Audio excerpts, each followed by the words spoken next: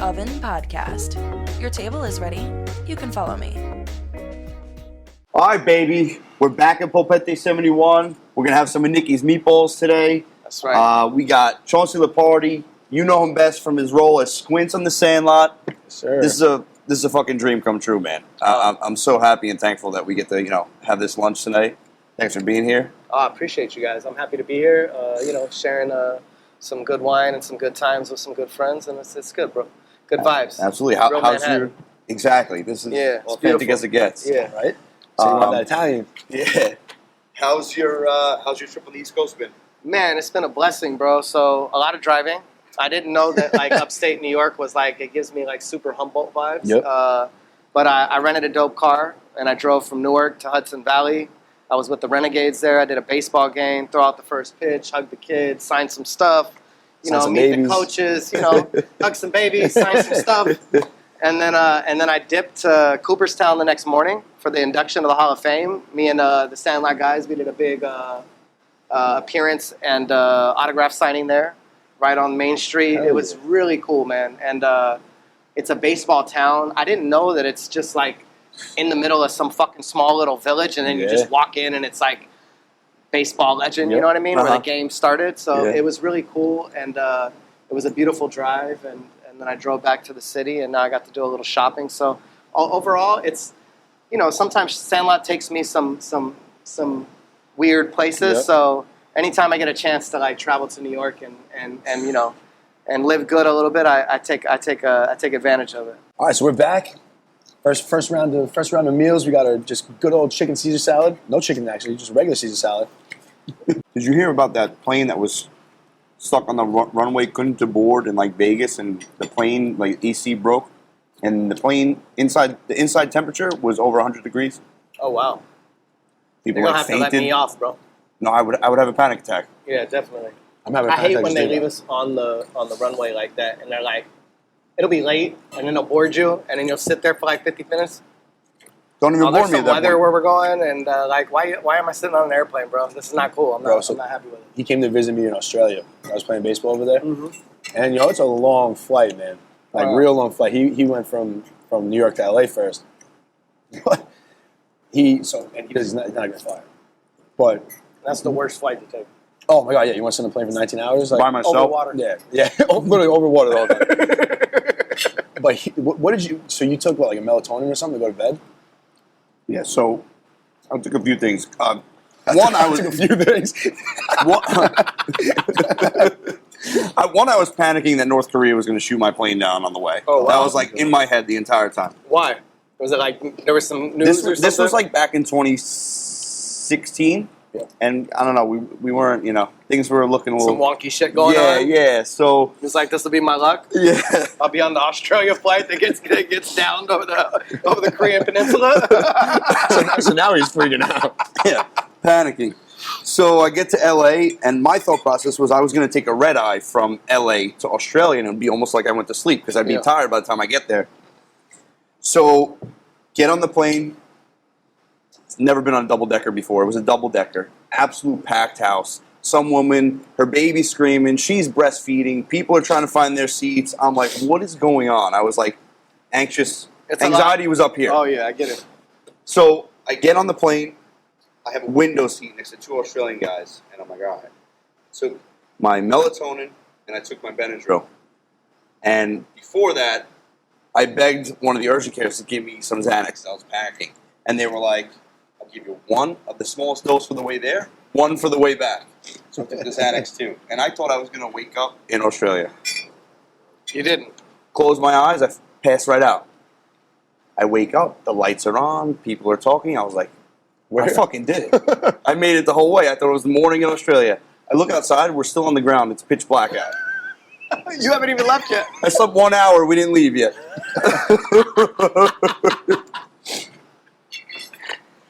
I couldn't believe it. See, I actually feel more comfortable on those double-decker planes, the bigger planes. The bigger it is, the safer it probably Yeah, is. if that thing's moving, then you're in a little bit of trouble. They got a lot of engines. Hey, so let's get back onto just real quick. We were talking. You were walking around signing autographs and stuff like that. Mm-hmm. With the So it's like a whole like Sandlot tour kind of thing you guys are doing, right? Yeah, so it's 30th anniversary. Yep. This year, 30 years since the film was released. And normally, like every 5 years, we'll do a big tour. I still do some like games normally once a year during baseball season appearances, but this year we're,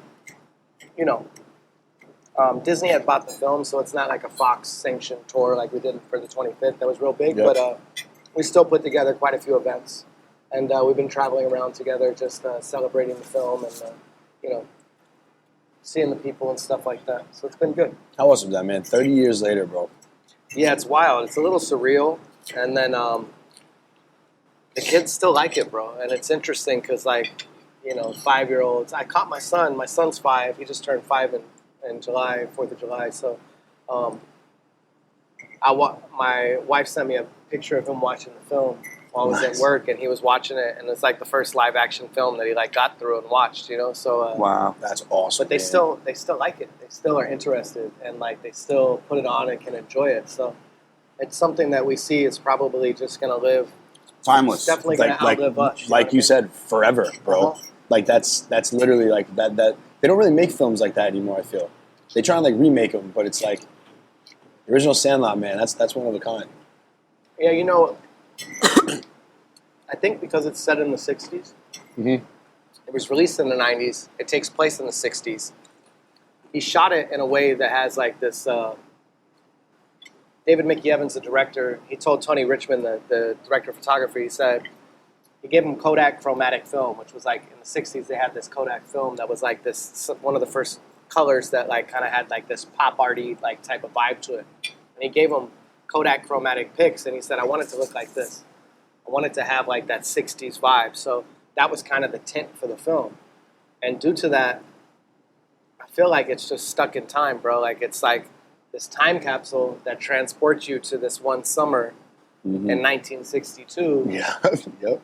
And it's just there forever. It made it that much doesn't more age, authentic, it too. That's it. It just it's like a slice of Americana that, that doesn't exist anymore kind of deal. Yeah, for sure. It gives you the vibes hearing Frank or Dean or these guys on the radio type of deal, like real hardcore Yeah. Americana vibes, And it's cool, man, because we were talking about before, there's a lot of big one-liners in that, a lot of just all-time scenes, and you're a huge part of that.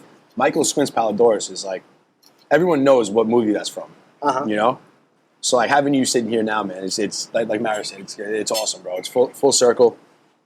Thank you, brother. I appreciate you. And the fact that you were able to take that that Squints name and bring it into the weed world, the marijuana world, is even better. It's for me, because I told you before, I want that white tee with the Squints logo. Oh yeah. I want all the Squints gear because the logo is unreal, man. Yeah. So to be honest, it wasn't something that I ever really wanted to do. I felt like they were two standalone things, and I was already in the business and semi-successful as a cultivator and operations and stuff like that. So branding had become a thing. I made that logo, and obviously it was a natural fit. But it was something that I did want to keep separate, but kind of took on a life of its own. And, whatever makes sense, makes sense. If Exactly, people ask for it, then that's what they're going to get.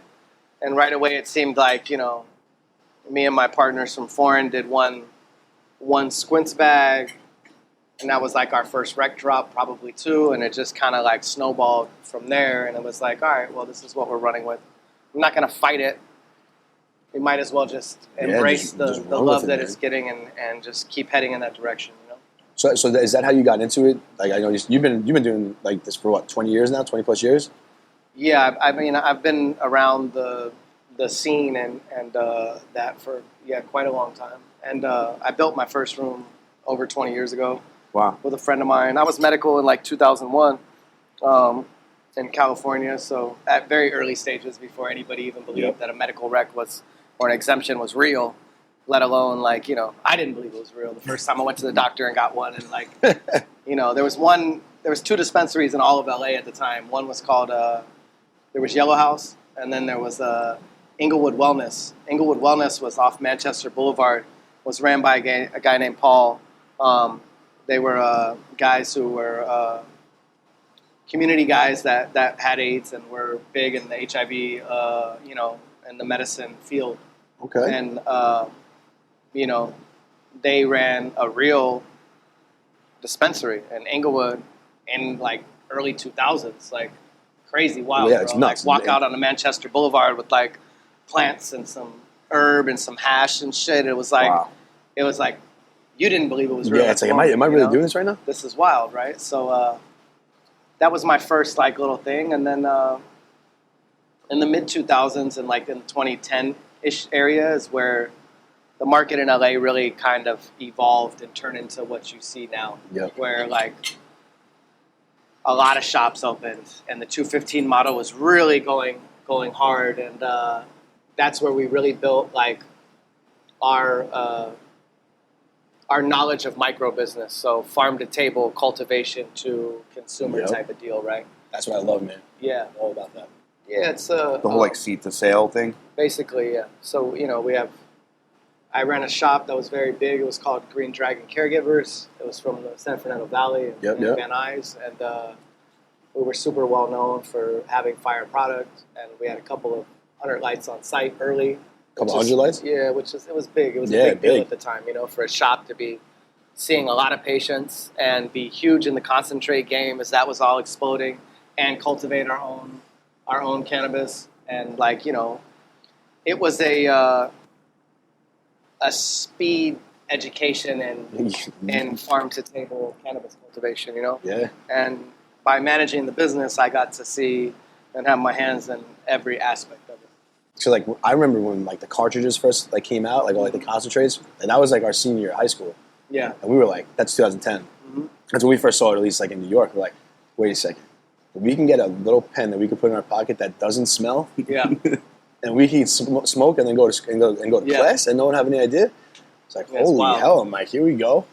This is gonna be the turnaround Game for this game. Yeah, for real. It is. I mean, the distillate, like, that market and like the clear and the first things that came were like, it was a big evolution because it brought a lot of money into the business and made it okay in all of these other, Midwest and Southern markets and places where cannabis is obviously very taboo.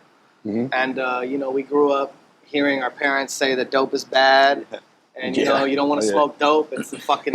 Yep. It's the devil's downfall. It's like, that's how it was looked at. It was a bad deal, bro. It was like, you might as well be a junkie type of joint. Exactly. And obviously that wasn't the I case. feel like but it's a gateway drug. I'm The like, cartridges are kind of like when the girls back in the day used to put the sticks on the end of the cigarettes to hold the stick instead of the cigarette. It's like That's it. It was the little pacifier to get you Yeah. to say, oh, it's okay. It's just a little, just a little cannabis oil. So, Yeah.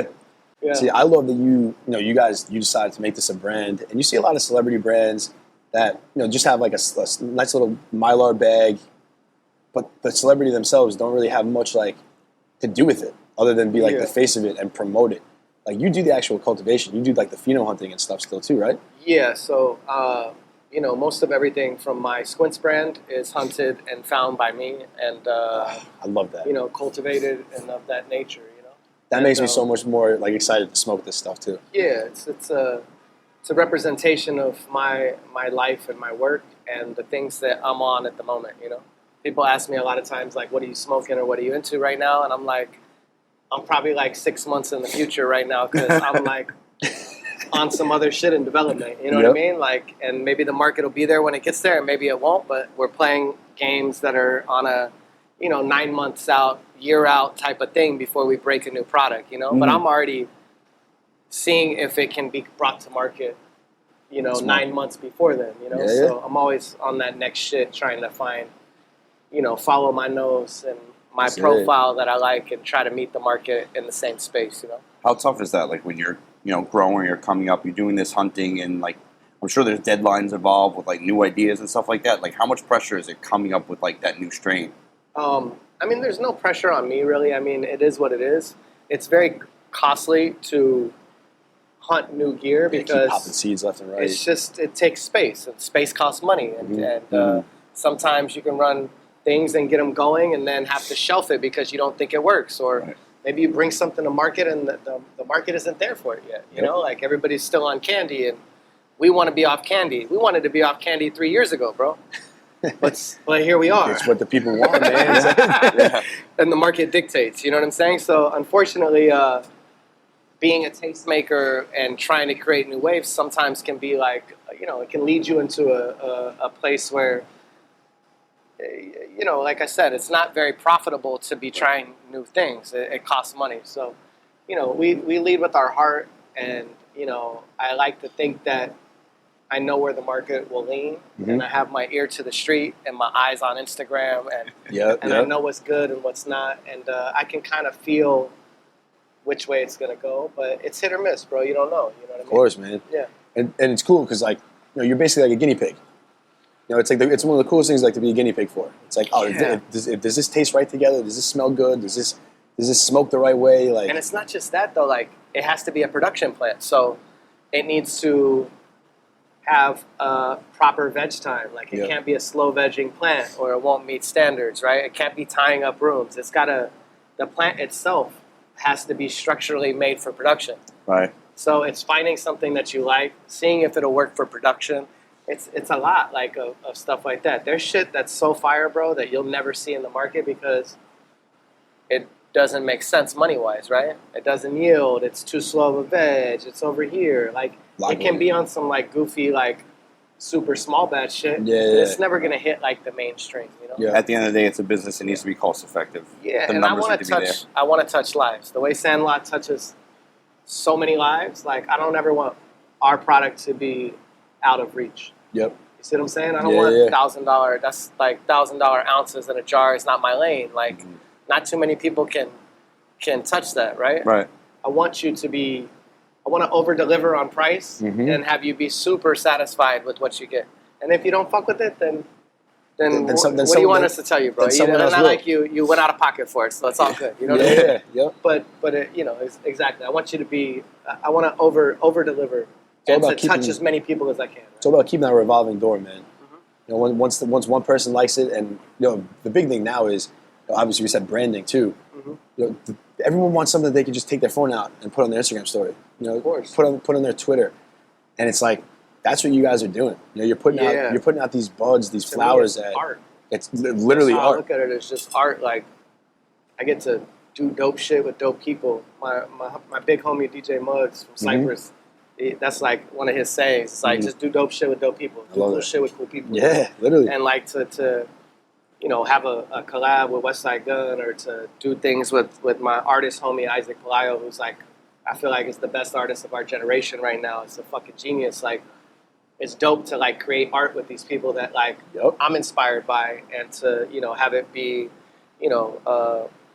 a mutual thing, right? Organically, not organic, let me do this to try to drop this on the people, and it's not about that. It's about this thing coming together naturally, and then us making something cool. And it's cool to have an idea, and then from the garden, oh, I fuck with this. Okay, cool. Oh, it's gonna make production. Okay, here's the idea around why and what I'm gonna do with it, and then to bring that into the physical from a thought, and hold it in the bag, and then see the people respond to it. Is that shit gets me It's going. Yeah, bro. It gets From me here to here. That's it. But it also makes you want to just keep doing it too. That's it. It's like a can't light, get comfy. dog, like a moth. I just want to just boom, boom, boom. I just want to be next, Yeah.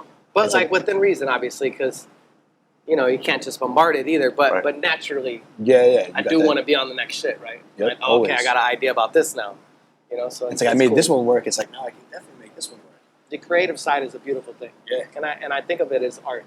Exactly. And does it? It almost doesn't. I want the bags to be collectible. That's the biggest. That's the biggest. You know what I'm thing, saying? Yeah. People You love smoke stuff. the flower, and the flower is fire. It's I like want today. you to come for the flower, but I want you to be damn, this is dope. Yeah. I want to see people making media with it. More than just Marketing a flower. themselves. You know what I'm saying? Because they do. That would be amazing. It's free marketing, right?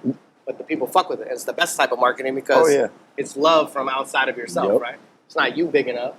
Yeah. It's just That's as organic as it gets. So we at Green Dragon, we used to have a slip when new patients would come in, and it would be how you hear from us. And the bud tenders would ask people when they walked in, how'd you hear from us? And I was serving this dude. He walked in off the street one day, and he says, "Yo, how'd you hear about us?" And he said, "Your name is known in the streets." And I said, "My G." That's what I'm looking for, because man. this is like, there's no better compliment than that, right? Right. Is that like if the streets are with the take care of the neighborhood and the greater cannabis culture is responding to it well, then we've done our job well, you know. Exactly, man. Like when the streets know your name, like that's when you become a household name too. 100%. You know, like, and that's obviously that's what you want. I want the people to be like, nah, you need to go fuck with Foreign and Squints, or you need to be at Green Dragon. That's where you need to Exactly. It's like a shopping list. Like they go to Stop and Shop, get their shit done, and then they come back, and it's like on the way back, like, are we gonna stop at Foreign? Like we got to pick up our shopping list from here too. go. Exactly. You know, like that's really. That's where that's what makes me feel good is knowing that we can provide that type of element. Does it feel like work? Sometimes I'm sure it It's does. a lot of work. But like, I'm gonna be honest with you. So it's a cold game Mhm. where you can do everything right and still lose at any moment, Oh yeah. and you're dealing with acts of God and acts of humans and all types of if, ands, or whats or variables. Mhm. And, Life. yeah, it's definitely chaos and control, but it's that's what we do. So we thrive in those environments, and I feel like as the business has kind of consolidated and become more of a business, I've embraced like the speed and the demand of that workflow. You know, Yeah, not for that's sure. what I like to do, bro. It's just I'm happy to be doing what I do, and like, there's hella dudes that wanted to live this path that spent good amount of time in prison to try to get to this place that we're at sure, now. So we have to respect that Pioneers. the guys up on the hill and all of the forefathers that were trafficking across the country trying to spread the good word with the plant ended up most of the time in bad places. Yeah, You know what I'm saying? for sure. For a plant, bro. That's Even like now 10 years ago. just okay. I mean, even like today, you know what I mean, Yeah, in some people still states. sitting In some states. sitting in prison behind having a little bit of weed type of joint, you know? Yeah. And it's a shame, but I enjoy the place that we're at, and I respect the fact that we're able to do what we are. And as long as they let me go to work every day, I'll continue to show up and put That's it. my boots on, so to speak, and, Yep. and be happy about it. That's a cool time that we're in, man. I'm happy that we're like older than that we're not like kids during this time. Like to see all this like unfold. And to really understand it, grasp what's Yeah. going on. It's cool to understand the process. Like Mhm. like I said, like Muggs is like the big homie. So watching Cypress, Cheech and Chong, Snoop, but really Cypress like break the game open for weed. Like these dudes smoked on stage at huge venues. Huge venues. They didn't play rap shows, bro. They played Mhm. rock shows. They played Yeah. soccer stadiums. Yeah, They played yeah. the biggest venues in the world. Yep. Fucking helicoptering into Woodstock, real Woodstock. You know what I'm saying? Mhm. G Woodstock. And Not- smoking weed on stages were places that you go to fucking prison if you light a Yeah. joint. And these dudes did it everywhere, bro. everywhere. And they made it okay. They went on Saturday Night Live and got kicked off and still lit up after they told them. Lauren told them not to, and Muggs lit that shit anyway, bro, because that's how the crew gets down. That's right? it, man. And that's the lifestyle. So, shouts to the pioneers that really, put themselves on the line and that, to push the envelope, broke the stigma, Exactly. and brought it all over the world and made this culture like a thing, Yeah. And that shit was a business, and those Mhm. guys were, it was a big, They were good at they it. were a big act. So to take Yeah. that risk, I mean, I'm sure the record label and these people are like, you guys are fucking nuts, bro. Yeah, right. Not like this is bad for business type Of of deal. course. I mean, it's good because it's the culture, but it's bad because like we got a good thing going. Let's Mhm. like not like rock the boat, but they push forward no matter They're what. like, fuck that, we're rocking this boat. They paved the way for So everybody hats else. off to B and Sendog and big Mugs Definitely, man. for doing what they felt was right, dog. Yeah. Legalize it, right? That's it. That's it. So you said last 3 years, 4 years you've been rec under Squints. Yeah, heavy on the rec business. Yeah. So I mean, we took out some of the bags before. What's like your favorite strain that you've grown through Squints, through Foreign? I mean, Wendy was my first love, and then now I got the Mona Lisa and the RPG. These are Yes, my sir. two new ones that are just dropping in the rec market, and I'm in love with these right now, and they're great This production RPG, plants, man. and they're gassy, and they're strong, This and is, they're different. You know. so explain this one again, because this is great. Like I love. So the RPG. So like I said, I like to have organic opportunities arise, and the cat hit me on Instagram and was like, I made these slaps of you. He goes by Sobrano Shoots, cool ass cat, and he said I had these stickers I made, and it was just the Squints from the back of the Sandlot box with the RPG in his hand, right? And he sent me the stickers, and I said, "Oh, bless, bro. You just said I hope you don't mind." And I said, "Man, you just made my next bag, big dog. Thank you." He said, "For real?" And I was like, "Hell yeah!" I said, "That shit's too easy.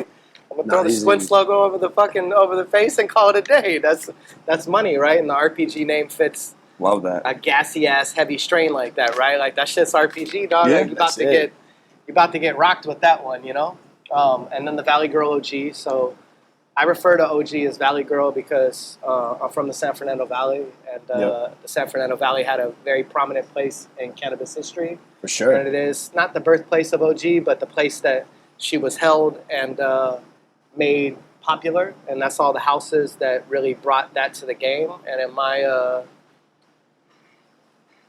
my opinion, OG is responsible for everything that you see in cannabis right now because it was the first, variety that became so valuable that it was so highly coveted that it broke the game open. It made it worth taking the risk to put plants in the ground and do this. And that's a crazy story in itself because Be Real just really liked smoking it. And there was a couple cuts. The bubble was going around, and then there was another cross, and then there was the OG. And they weren't going to run the OG anymore because it was kind of a shitty plant. But B and them really fucked with it, and they were like, "Bro, we'll pay you whatever you want if you get us this shit." Yeah. And so that's kind of the history of it. So I call it Valley Girl because that's our bitch, bro. Like that's That's it. that's the one that broke the game open for LA and put everything on the map. So Valley Girl it is, and that's actually an OG cross that I'm running in there now. Yeah. I think it fits the market a little bit better than the original OG. It's more presentable. It tends to get a little color, but it still has the gassy, like sour headband OG vibes that like punch you in the mouth type of joint. So, so it fits. It checks the boxes for the retail market now, and I'm happy with it. All right, so we're back. We got Nikki's famous meatballs, best meatballs in Manhattan. Actually rated number one, not just in Manhattan, number one in 5 boroughs. That's right. What makes them so special? And they are delicious. So actually, everything in these meatballs is actually Nikki's mom's recipe. Really? Which is awesome. So he took his mom's recipe and kind of ran with it, and they've been he's been on Good Morning America, a couple other news stations, and actually made the meatballs live with them. And they I love that episode because you see their reactions are like, oh my god, these actually are the best meatballs in the 5 boroughs. So, being that it is Hall of Fame weekend for the MLB, the induction ceremony this weekend, I'm glad you got to experience that up there. Yeah, it was awesome. I got to ask you though, does Barry Bonds deserve to be in the Hall of Fame? 100%. 100%. I love that, baby. I love it. I love it. And I don't even really like Barry Bonds. Barry Bonds is my favorite player, and I'm a Dodger fan. Wow. But he 100% deserves to be in the Hall of Fame. So does Pete. Oh, Pete, absolutely. Pete, 100%. Absolutely. He didn't even bet. He didn't even bet. Not on it. He bet on his team. Yeah, Get the fuck out of here. Kidding me, bro? He should make more money for that. Exactly. Yeah. Makes no sense. This motherfucker was out there putting it on the line for real. I love that. I think that I think that the McGuire and Sosa and Barry Bonds era was actually good for the game. It was humongous for the game. It was my childhood. And it it put people in the stands, and it brought another generation to baseball, which I feel like was fizzling at the moment. Put some baseballs in the stands, too. too. To put asterisks next to records, regardless, is like, bro, I don't give a shit. I think that men in general should be on performance-enhancing drugs. We say it all the time. Bring back steroids. They need to put, all these politicians and everybody else needs to be on a little T-dose. And all start acting a little bit different. We got a complex of men that aren't comfortable in their own skin. And I think that, look, for football or a physical sport, I get where this could be an issue. Yeah, you may draw a little line. But whatever, man. Whatever it takes. Anybody and anything is always looking for an edge, and that was the era where it wasn't like nobody wasn't doing it. It seemed to be across the board like it was a thing. So that was just the time in baseball. So it adds to the show, man. I'm sorry if you don't agree, but to me, I feel like the guy put in and had a fucking crazy career and did some things that nobody will ever do again. And regardless of him getting big, his swing. You still gotta hit the baseball. Yeah. Listen, can I read you some of his stats? Oh, bro, yeah, you don't even have to. I know them. You know them? It's fucking incredible, bro. It's insane. Bro, The 500, he broke the 500 record club. with the most walks ever. Yeah, He got walked. how ridiculous is that? He had Intentional walk. So in the same season, he got intentionally walked twice with the bases loaded. They gave up a run right Instead there. of pitching to him. Instead of pitching to him. Instead of taking a chance, they gave up a They run. basically changed the rules for this guy. Yeah. Literally. You know what I'm saying? Like, once... They gave up a run than to pitch to him. Yeah. Because they already knew the outcome. It's insane. You know his... I know you hate the stat war. I'm not a fan of the stat either, but just for the sake of stats, listen to how ridiculous this is. From 2001 to 2004, guess what his WAR was? I don't even want to... Tell me it was like a 4+. It was 47.3. That was his WAR. do you know who leads the league right now this year? Who leads 47? 47.3. His WAR. So the best WAR in the season right now is Shohei Ohtani with 6.8. Yeah, I was just... And nobody's ever had a swing like that either. I know. Just so crisp. He's also So using short. he's using a small bat too. He's using like a 32-inch bat. He had some balls short, to hug bro. the plate, though. Yeah. Yeah, he hugged the plate. Yeah. And he had a short-ass swing. Yeah. And it was problems, dog. You didn't want to pitch to him because you already knew the outcome. And he actually, so he has the second biggest head behind Frankie.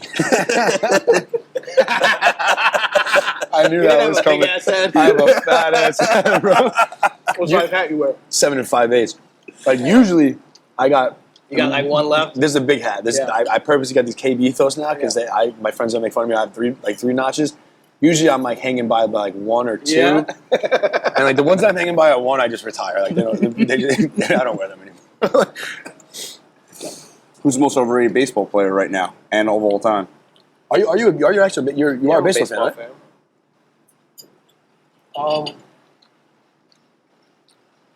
The most overrated? I think Manny, bro. Yeah? Yeah. Fuck Manny, bro. And when you say Manny, just to clarify, you're talking about Manny Machado. Yeah. I mean, he came, he left, he was an asshole while he was there. Yep. He went to Dago. I mean, he's good, don't get me wrong, but be good with class, you know what I'm saying? Right. And just like the way you compose yourself, the fucking stepping on people with the cleats, the shit with the spikes. The dude's he's trash, bro. Let's be honest. Yeah. For the game, I don't know him personally or like his personal thing, but watching it from the game and then seeing him come to LA and the way he acted, it was childish. Bro. Yeah, and then leaving. And there ain't no quick. time for that shit, Yep. you know? At least the coming and going, that's your business. You know what I'm saying? Yeah, It is a sure. business, right? From that aspect. 100%. We could see that, you know? But being a dickhead while you're there, that's your choice. You know what I'm 100%. saying? So, and then, We were blessed as Yankee fans growing up. I mean, the most exemplary player, Derek Jeter. Yeah, well, like, you wear the pinstripes, you act a certain way. Right. Or you fucking hit the road. Right. We met Pedroia and we met Big Papi when we were there for the game. It was dope. Or no, we met them. We were in Minnesota, and they were playing the Red Sox. So we Okay. got to meet them. Fuck, Papi's got a monster fucking paws, bro. He's old hand hands. Grabbed bro. us like fucking. It's like grabbing your forearm. dog. And he wrapped his hand around it like it was a handshake. He's like proving a point. He's like, yeah, Poppy. When the finger comes up to your elbow, you're like, fuck, bro. Why do you go so hard on the handshake? Hey, why are you touching me like that? Really cool. Yeah, we met Johnny Damon and them. Oh, I love Johnny Damon, man. Yeah, it was cool. So Johnny Damon, that's actually like a great story. My dad's a huge Yankee fan, and loves Michael Kay.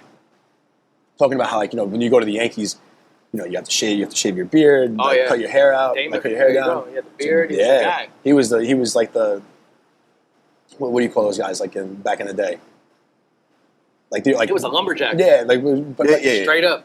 He had the beard, the long hair, the whole joint. When he came, And they said, "Nah, that shit ain't gonna work over here, bro." so George Steinbrenner actually told him, like, sat him down and was like, you know, you're gonna like, you know, you got to cut all that off. And Johnny Damon said to him, he's like, well, Jesus Christ had, you know, a beard and long hair. Jesus Christ, And- playing for the Yankees. So honestly, even better. This is like, I wish like I could have been like a fly on the wall for this. George Steinbrenner looks at him and goes, "Okay, come with me." They leave the building. They walk out back like to the lake. And he's like, "Walk across that lake, and you can keep your hair and your beard." I would have signed the fucking paper right there and there. I'm like, "Are you kidding me? This is my guy right now." You're not in Boston anymore, bro. That's incredible. I love that. Oh man, I promised my goddaughter I would ask you. So she's 10 years old. Yeah. I wanted to rewatch the movie before we sat down today. I was like, Rosie, you never saw The Sandlot. It's time. So she sat down. She watched it. She wanted me to ask you, what was your favorite part of the movie? I mean, Wendy, I guess, right? Let's go. I was an 11-year-old boy. It was my first kiss, bro. Was it your first kiss? Yeah, probably. If it wasn't, I'm taking it anyway. Just 'cause, you know, it was where I got my practice in for sure. Had to do that a couple of times. So. The whole thing was a blast, though, bro. Really, obviously, Wendy is dope, but just the camaraderie and being on set and playing ball with the guys, and you know, we happened to be shooting a film at the same time, but it felt like summer camp, kind of. Yeah. It was all just kind of a blessing, you know.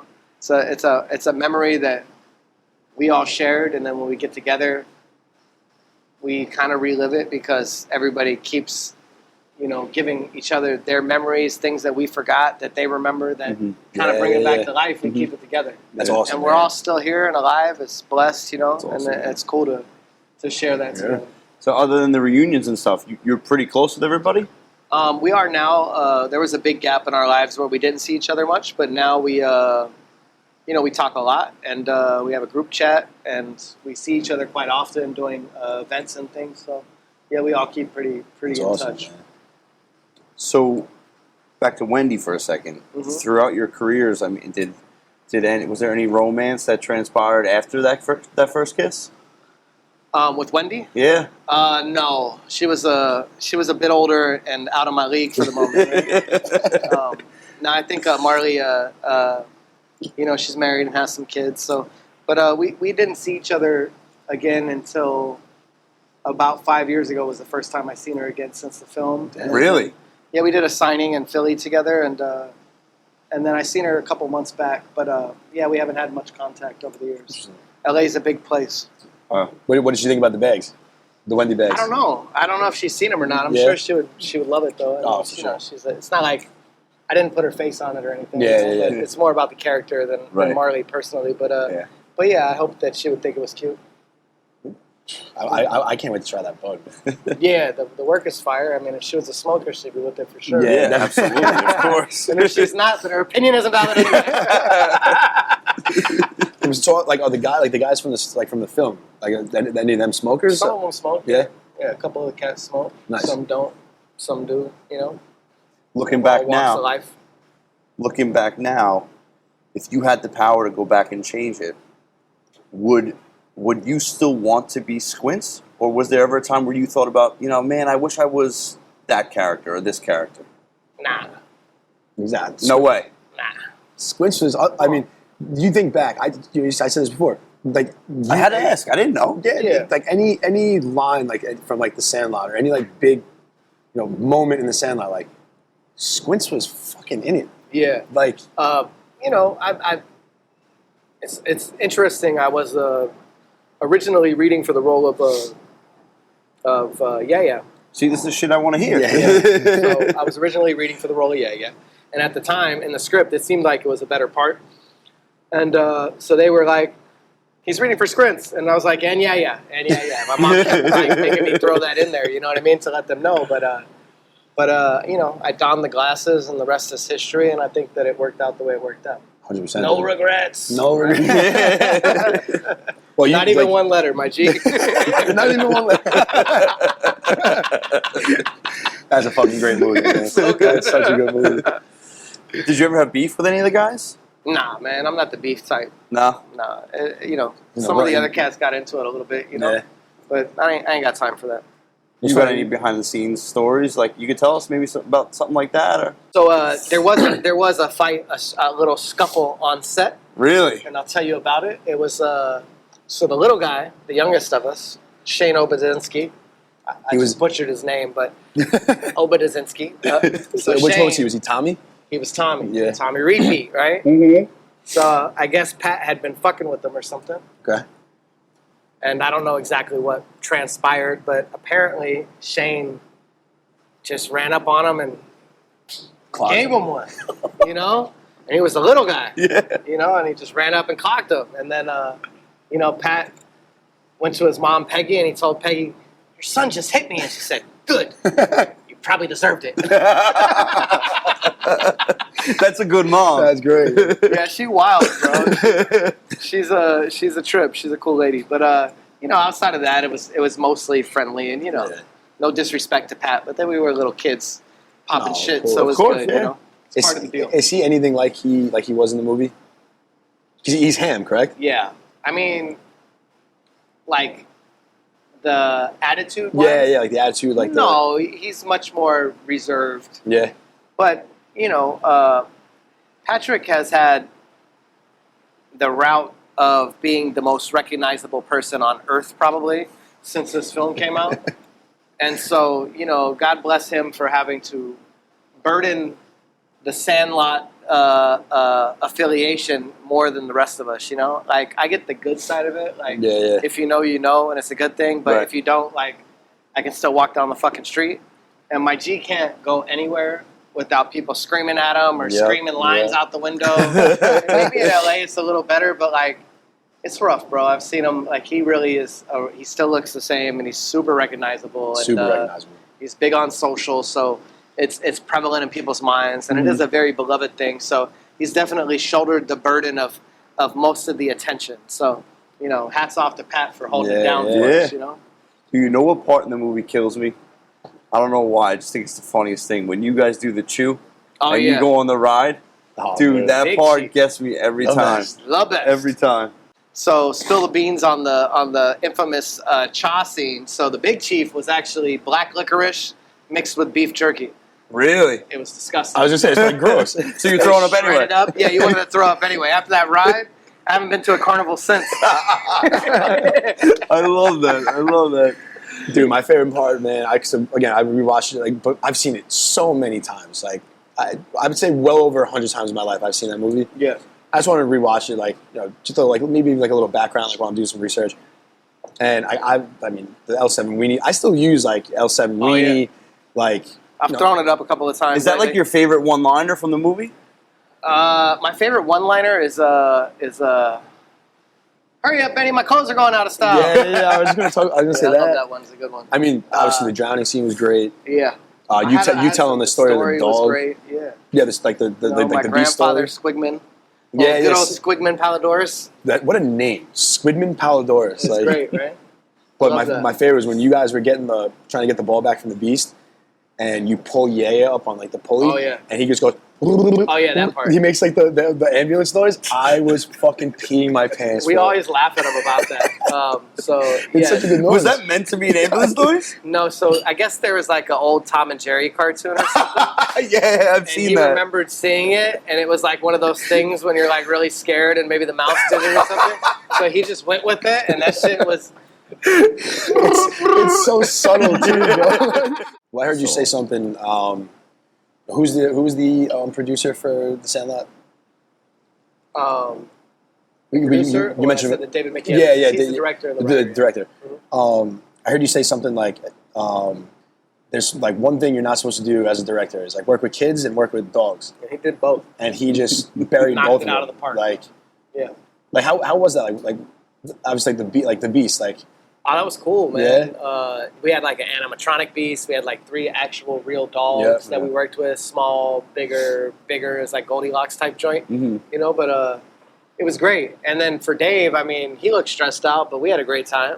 It worked out regardless, you know. I mean, All you gotta do is remember your he's lines. still chilling at the beach house, you know. But Hell yeah. but yeah, he definitely put some stress on him trying to do that because we were maniacs, and Yeah, you know, he's working with a dog and trying to do a studio film, the studio breathing down his neck, and but he made a classic, bro, a classic that's brought joy to millions and millions of people. Our childhood, Seriously. man. Our childhood. Yeah. How old were you? I was 11. You were 11? Yeah, we started shooting June 15th, which is like one day after my birthday, so I just turned 11. Nice. Yeah. So, did you? I mean, this might be a dumb question, but like, when you went back to California, like, were you going to like a regular school? Yeah, I went to a regular, And public school. how was that? Like, especially if like Normal. Yeah. Yeah, nobody knew who I was. It was still like the beauty of being Squints is like, I say it's like the opposite of like Superman, you know? It's like Superman takes the glasses off and he's Superman. I put the glasses on. You know what I mean? And now I'm Clark Yo. Kent. Listen, and I got people know what it is, you know? So it's a cool thing of like love that, yo. just walking down the street and not knowing, but you see me with the glasses, it's like, oh fuck, that's Squigs. Let's get him. That's Squigs. I'm rocking the backwards hat and the glasses. My glasses That's right. today for Squints, man. You got the gear on. I Yeah, love he it. Snapchat me on the way over. He's like, I'm Squints the fuck out right That's now. right. Classic hip hop. Easy to flow music. You're not using that cup. You ashing in my mug? You're not using it. I use it, though. Just clean it. This guy. There's nothing else to ash into. So if you haven't noticed, we're blessed to be outside today. Yes. Where we get the opportunity to smoke out here. Yeah. Franco's got the vodka raviolis. You got the vodka chicken parm. Yep. I got the red snapper. It's fire. Yeah. Absolute fire. I'm gonna get into it right now. Yeah, I made the mistake of wearing a white shirt today, and it's Yeah. 90 degrees in Manhattan right now. Don't think I didn't think of it too. Just for the pasta sauce flying. I said, damn, I should have wore the black. It feels nice out here right now, though. I was walking over though, so it was nice. Yeah. I'm a little sweaty, but you know it's New York in the summertime, so it is what it is. Yeah. I feel bad for those guys that are rocking suits, walking through the city all Oh day. yeah. Oh man, if I was like one of those guys, if I was like business all day, I would be getting changed. Like I would need a shower in my office or something because there's no way I'd be wearing that. Imagine suit how all they day. feel when they go to college for all those years and find out they work for guys that are dressed like us. Yeah, right. Because the boss showed up Why these in motherfuckers- gym shorts and a t-shirt. If the ball showed up, If the ball showed sometimes. Yeah, it tastes that. Yo, this is really nice, bro. Yeah, it smokes. That's really Yeah. nice. It all smokes, dog. You'll find. I brought that for y'all, and you'll see that every bit of it smokes. This is smooth You as know, fuck. Smokes great. And I'm happy he's smoking this. Like, so There's no we soft spot in the lineup. no, I'm sure. There's no holes in that lineup. No. So when we first started this, he wasn't really he would smoke, but wasn't really a smoker. So we've been doing this for like 6 months now. 7 months. Yeah. And like the fact that he's like able to smoke that and like be a person is great. Because usually like he would smoke and then give him a sleep. little bit. It's just started, so let it set in. You know. Plus this wine and the heat, Yeah. I'm going to be on the floor. Yeah. You know, it takes a little bit to get used to. Cannabis isn't for everybody. I tell people that all the time. It's not just an acquired taste. It doesn't necessarily mesh with everybody's body type or physiology as well as others. So, you know, I tell people to dose properly and be responsible, Of course. you know, and then wean into it because it is a very powerful plant medicine. Yeah. And it can be very helpful, but you got to make sure that you get to a level where you can enjoy it and handle it. Exactly. For sure. And where you're comfortable with it. Yeah. You know, like we were on a podcast the other night. Two of our buddies from high school, a couple years older than us, run. They're big. They're actually huge in the real estate game in New York. Gotcha. But it's more of like entrepreneurship. You know, just guys coming on, talking, like shooting the shit for an hour. Yeah. And one of them asked me, he's like, what would you compare like 100 milligrams of edibles to? I'm like, Depends on the person. yeah. I'm like, man, it's tough to even gauge that because, like, he's like, how much like should somebody eat? I'm like, 5 milligrams to start, and then work your way up. Yeah. If you build, you know, if you feel nothing off the 5 in an hour, okay, try Start with another a little 5. 5 milligram candy or like those little Kiva terabytes of Yeah. blueberries. Yeah. They were great doses for people because, you know, a 100 milligram dose to somebody that can eat a Corova Black Bar, 1,000 milligrams is nothing. That's a micro to them. Yeah, you know? which is crazy. But it takes a while to get to that point. 100 milligram to me, even, I'll be hallucinating right now. Oh, dude, You know what I'm saying? 100 milligrams. I don't want to think about it. It's a lot. You know? And you can get adjusted to it to where that's a normal dose for you, but it's all about your body's physiology and Yeah. how you handle it, how it breaks it down. So I tell people too, start with the 5 milligram dose. Yeah, Start with the 1-to-1 CBD to THC. Take a couple of drops and figure it out. Like, is your plan to come into New York eventually? I don't know if it makes sense long term. Maybe we're good in California right now. We're still figuring out our own identity and opening shops, our own stores, and trying to solidify our product line. So it's not a rush to me to scale. I'm already busy enough, and I don't think that I would have an enjoyable life if I really, you know, we have opportunities everywhere, obviously, but I'm going to know my limits. So I'm gonna know my we're not in a rush. Okay, I think that long term, the brands will have a presence here. for sure. There's no plans to like immediately start throwing up stores or cultivations. Like I said, we're go with the flow type cats, and we're still finding our place in California, and that's plenty to do from there. So, Oh yeah. you know, and I want to enjoy my life too. I don't want to be. I mean, when is enough enough? Right. You know what I'm saying? Like, at what point does it not become enjoyable to like?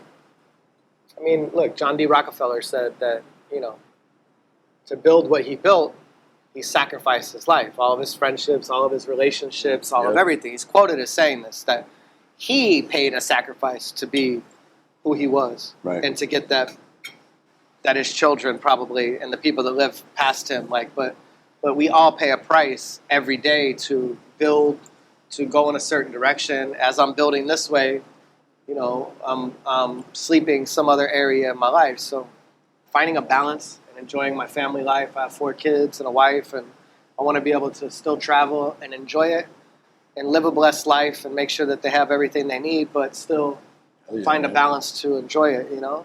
Yeah, no, I totally get that. Like what you said, enough, right? When is enough enough? And, you know, some people just, it's a blessing and a curse. Some Is people. it about the trophy? Is it about consistent. building? Yes. I mean, hats off to Elon Musk that literally works 80 hours a week to build the things he builds because he feels like it's good for humanity.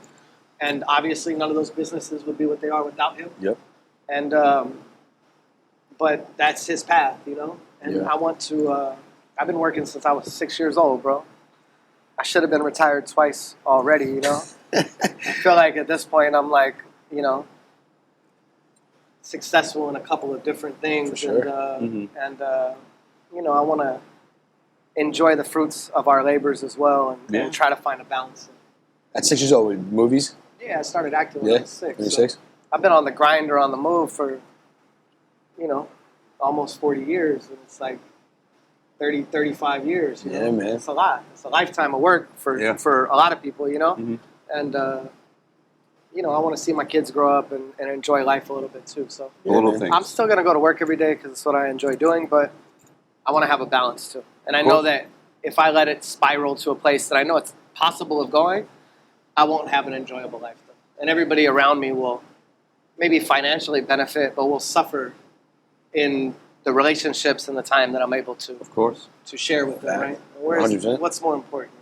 Yeah. To me right now, being there for my kids and having a comfortable workflow that I can, you know, turn off and on when I want at my leisure is what's best for me. And good for you to be able to foresee that and to know your limits. You know, some people don't understand their limits, and I feel bad for the people who constantly feel like they're not enough. Yeah. And for some people, that, you know, unfortunately, that's why they keep going and going, because they're not right with themselves. It's a hamster wheel, bro, and life is a lot. And then you get people and responsibilities and things, and you know, and I know what it's like to not have a meal too. So saying I still don't know how to turn down money in certain regards. I mean, I'm here right now on a trip that I don't necessarily have to be on, but did because it felt like the right thing to do at the time, you know? And not necessarily, but just with the whole Sandlot tour thing, you know? Like, don't necessarily have to do that. I could be focused on my business back home, but I feel like it's good for the game, and I still don't know how to say no necessarily. My mind is still like, it's opportunity is opportunity. Right. I try to build the most I can off of each opportunity that comes my way, and know that there's some type of something bigger. We now chopping it up, and maybe there's something that comes of this long term. For sure. You don't know. You say yes in life because exactly, when things are presented in front of you, I know that what do they say? Man plans and God laughs, right? Yeah. Yep. Yep. You know what I'm saying? So Yeah. Couldn't be truer. we don't have the answer, Sway. Like, you That's just it. got to do what's in front of you, dog. Right. With I an hear you. open heart and a smile on your face, and love it. hope for the best. That's it, man. Seriously. I love that. One historical person that you could sit down to dinner with and ask any question. They have to answer it. Who would it be? Any question, huh? Yeah, any person.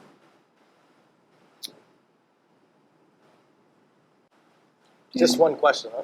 No, you can answer it. So you sit down have like a dinner yeah, party yeah, with them and just get like to chop this. it up. Yep. Other than us, obviously. I mean, I guess I say Jesus in this regard most of the time because my man was kind of the greatest living character of all time, so to speak, or the most, his book sold more copies than anybody else. Sure did. Sure fucking He did. seems to be the focal point of it. Scoreboard is scoreboard. Yeah. But, I don't know how people feel about that or whether this cat really lived or if he didn't or not. But, yeah, man, I mean, I wouldn't mind chopping it up with the homie and feeling how he felt about current events. I've never even like really thought about How he would approach Yeah. the disgrievances of humans and the way we treat each other these days, because he was a very loving figure and spoke from a place of lifting people up Right. and talked to the common man. Selfless. Yeah, A selfless outlook. yeah, everything was for the next life type of deal, Right. and trying to make things better around them. So Yep. I think that would be a cool dinner combo, right? For sure. Obviously, couldn't have a dinner with somebody that was less judgy. No, for real. My I don't man, even know where to start. my man bore, died for our sins. What else is there to say, We need to talk about the music video, dude. Yeah, Honestly, my rap debut. dude, and you fucking killed it. Dude. Yeah, I love hip hop, and Obviously, Logic, Eminem. yeah. So I'm at work making a mix one day, and I get a phone call, and this guy Joe that books me for gigs here and there or whatever, and he's like, "Man, I just got the weirdest call from Def Jam." What? It's not something you hear usually. Where were you? I was making a mix at work. I was in my warehouse, Oh, yeah? like literally fucking making a mix for a room. You know what I mean? Like making some water for the day. Great, dude. And I'm like, Def Jam. And he's like, yeah. How would you like to be in Logic's next music video? I said, of course I want to be in Logic's next music video. Right? So, we get the treatment, and it comes back, and I'm like, oh shit, I'm not in the video. I'm fucking Bobby. You know what I mean? Like I get to be Bobby in the video with Eminem and Crystalia, and like it's this like thing, So. I mean, it's just one of those things. Like I said, that life, you just go forward, right. and fucking sometimes you get dropped little gems. So Yeah. I feel like I've wanted to be, I've always wanted to be a rapper, I guess, so to speak, or like I love hip hop in some respects. So I finally got, they threw me a bone and let me be a fucking rapper for a day. It was cool. Dude, the video is Got to awesome. do a real video. Bobby raps fast as fuck, and I did that shit in sure. real time. And, Yeah. it was cool. It was a good time. No, I love And that, a great man. thing to be a part of. And awesome. I'm a big fan of Bobby and Logic. Like, if Logic, feel like he's a good dude and a good person and Definitely. a great artist. And, He's unbelievable, And has man. has a lot to say. Yep. And And that was a creative video too. it was dope. Yeah, Like, James just- Larice and Cisco and the guys that the production team on that film, director, and then obviously, I'm not sure exactly who wrote the treatment on it, but it was a great idea. And it For sure. made sense. And it was like a capitalization off of current social media themes. Because, Dalia did the Blapkin napkin fucking thing, the Dude. video about Eminem, and that Yep. shit blew up. Yeah. And then I guess they had done this song together, and then there was a meme about Bobby looking like Squints from the Sandlot. And they just ran with it. And I guess somebody wrote a treatment based off of let's just have this So idea, awesome, and bro. I got to make a music video because of it. Oh, fuck. Is the oven hot? Oh, a little hot. Burn my finger. The infamous mini oven. A ridiculously small oven with some ridiculous questions. Uh-huh. So I'm going to pull one out. I'll read it to you. And let me know what you think. He's out here reading, my man's out here reading fortunes. This is a bad one? Go ahead, read it. Have you gotta say ever it now. experienced a clit ring?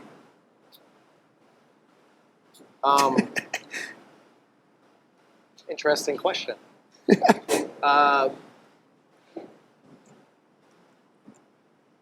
I don't, not like current in my memory, like that it was like, if I have, it wasn't like a Like it's like a memorable one? focal point. Yeah. So it wasn't a big deal for you then? I want to think that I probably have, but I just don't, no, I don't remember. Maybe I haven't. Okay. You? I don't know. I'm still, I love that like the guest always answers first because like they just You come gotta out think about they it? just come out of left field. But then I get more time to think about it. I'm sitting here like, I don't think I ever had that experience. I mean, obviously he has because that's why it's in this oven. Yeah. Did you get hooked or something? What happened? No, so honestly, I almost chipped a tooth. Ah. Yeah, I was eating her out and she had a clit ring and it hurt my Gotcha. tooth for a Flicked second. ya? Yeah. Yeah. But I'll do that. I'll never forget Surgical fucking steel, my friend.